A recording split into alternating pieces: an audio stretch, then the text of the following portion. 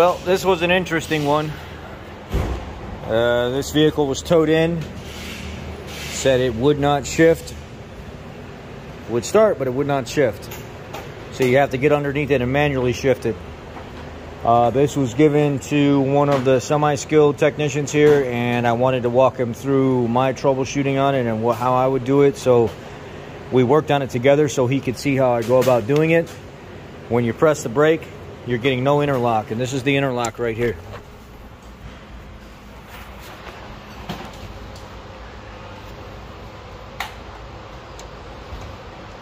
Nothing was coming out. No, you weren't getting anything supplied. No trigger for this to actually unlock so you can shift. So what we ended up doing here, I walked him through, and I could see somebody's been in here adding wires and GPS trackers, and this is a company, a work truck.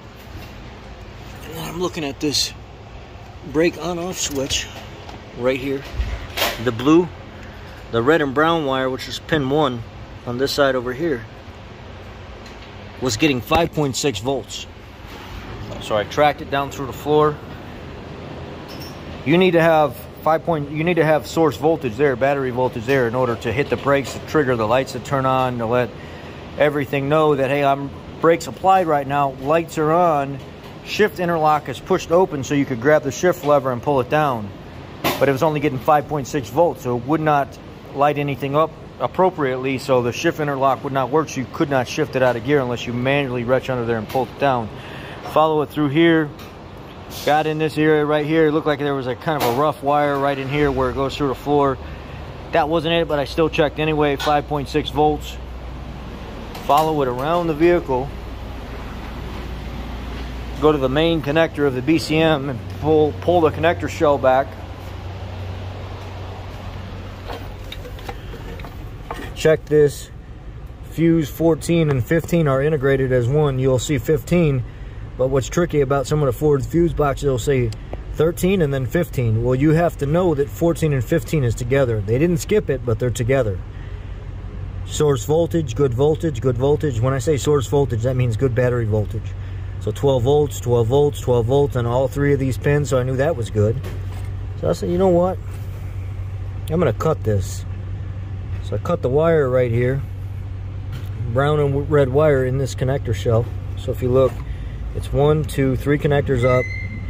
Cut that wire there, because I felt like there was some kind of short in the system pulling the voltage down. I wanted raw voltage coming out of that pin right there. It sure as shit, battery voltage. So between this wire here that I cut and down here where it goes back through, I'm losing voltage.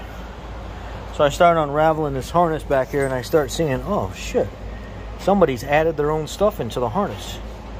And then I get down here, oh, what do you know? Brown and red wire.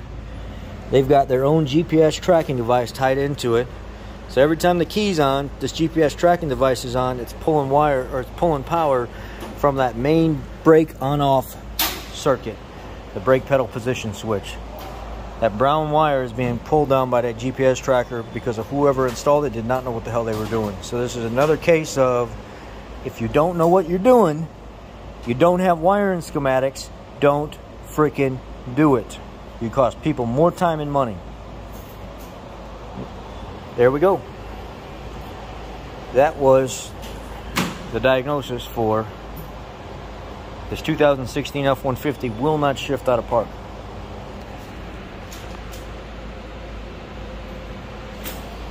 And what I did was I pulled it up on a PTS database, and I looked at all the schematics for it. I went to the schematic for the shift interlock, figured out how it was fed, went to the brake pedal position switch, found out if it doesn't have source voltage going to it, ain't none of that stuff going to work. You got to have good voltage going to that brake pedal position switch, and then tracked it down to fuse 14, 15 was good. Something between that fuse and that harness is grounded out somewhere. Something's taking power. Found out they tied in their own GPS tracker, that anytime the key's on, the GPS tracker's on, pulling power off that line, not letting the brake lights work, not letting the shift interlock work. The vehicle doesn't know what position it's in, so it's not going to shift. And a code will set in the computer like C0031 or I don't know, ABS something brake switch open. That's why. Check fuse 14, 15 combo, and then make sure nothing's tied into those wires pulling that voltage down. Make sure pin 1 of the brake pedal position switch is getting source voltage, which would be anywhere between 11.5 to 12.6 optimal voltage with key on, engine off. You'll be blessed. Take care.